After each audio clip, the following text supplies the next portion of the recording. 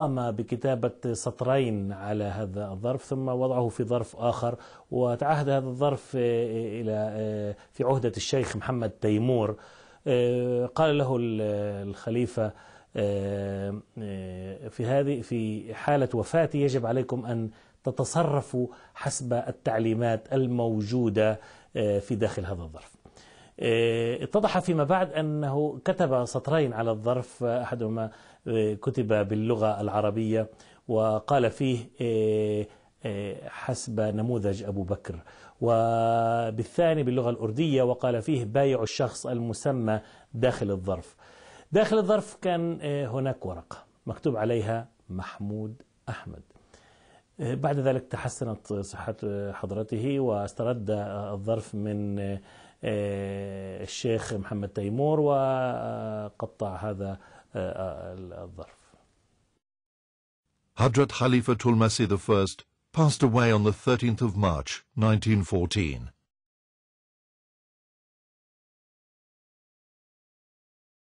It was a defining moment in the history of the Jamaat.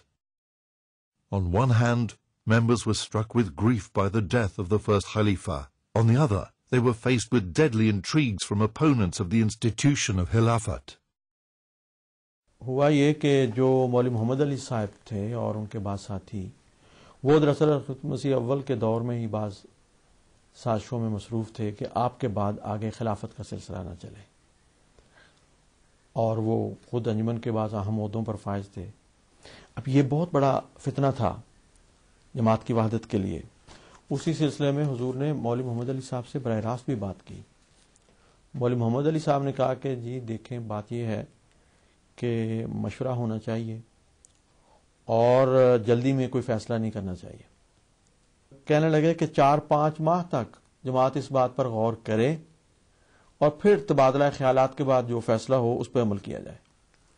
Hazrat Muslim who was very much against this, and he pointed out the impracticality of such a course, that leaving a vital decision where a community required a guiding hand and a firm hand to guide it through trials and tribulations, to be left out for 4 to 5 months.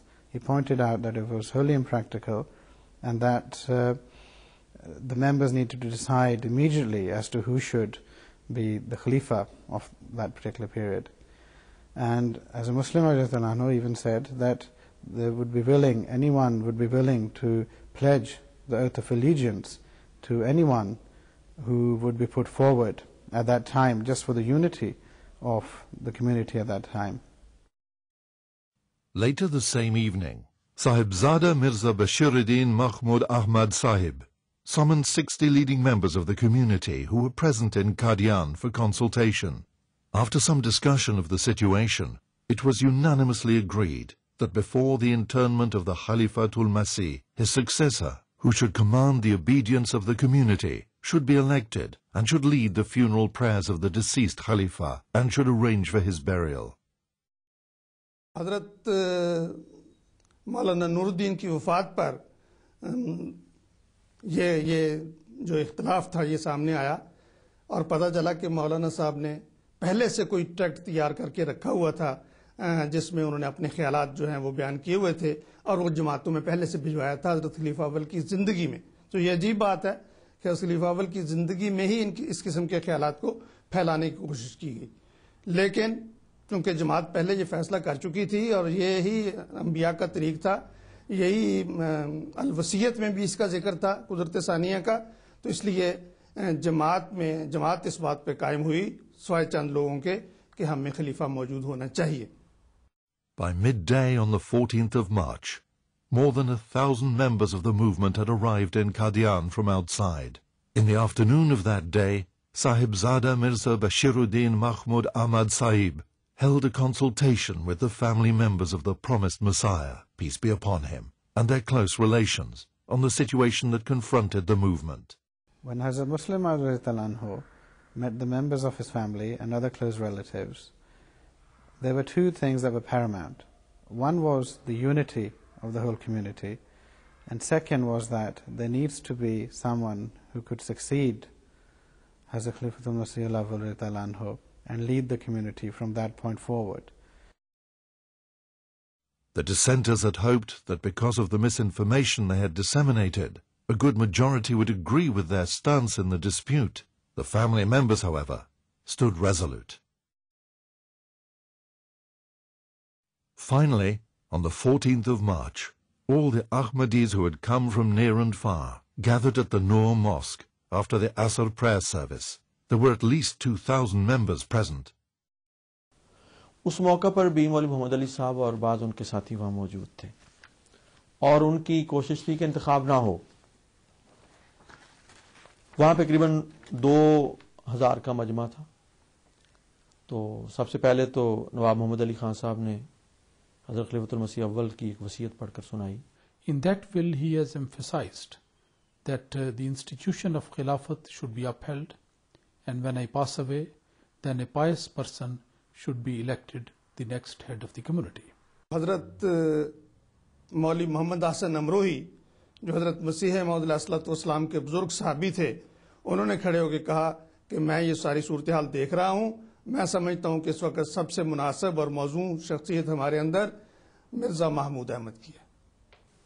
इस पर हर तरफ से हजरत मियाँ साहब की आवाज़ें बुलंद होनी शुरू हुई कि हमारी बैत लें।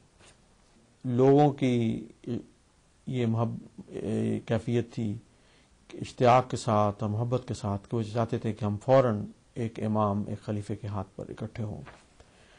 और बिलाखिर हजरत मिर्ज़ा बशीरुद्दीन महमूद अहमद साहब से बड़ी शिद्दत के साथ, इसरार के साथ कहा गया कि आप हमारी बैत लें। हुजूर ने कुछ तवक्को फरमाया और फिर जब आपको पूरी तरह से शराय सदर हो गया कि ये सारी जमात इस बात का इकरार कर रही है और वो बैत के लिए तैयार है, तो आपने हजरत मौलवी सरवर शाह साहब को कहा कि मुझे तो बैत के अल्फाज भी नहीं आते। तो मौलवी साहब ने फरमाया कि बैत के अल्फाज मैं दोहराता हूँ, आप साथ साथ दोहरा सकते हैं। तो इस तरह हजरत मौलवी सरवर शाह साहब बैत के अल्फाज दोहराते थे। हजरत मुस्लिम मौद रज़ियल्लाहु अन्हु ने खिलाफत सानिया की बैत ली और लोगों में इतना जोश और जज्बा था कि वो जो एक दो आदमी बात करना चाहते थे वो खुद ही फिर एक तरफ हो गए। That is how Hazrat Muslim Maud Raziyallahu Ta'ala Anhu was elected the second successor to the promised Messiah alayhi salatu wasalam and became his second caliph. His age was only 25 at that time. Shortly after the election, the newly elected Khalifatul Masih II, Hadrat Mirza Bashiruddin Mahmud Ahmad, led the funeral prayers of Hadrat Khalifatul Masih I in a vast open space next to the Noor Mosque.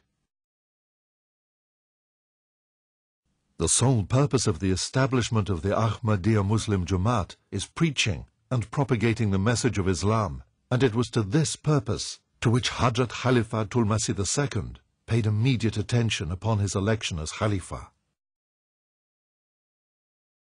Soon, Ahmadiyya Muslim missions started opening in countries outside India.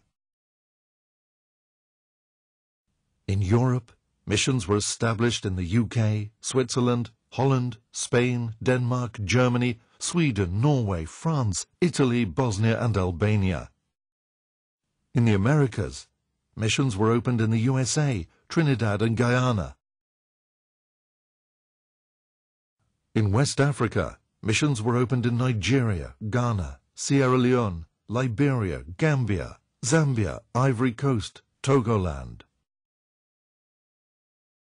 In East Africa, Kenya, Uganda, Tanzania, Mauritius.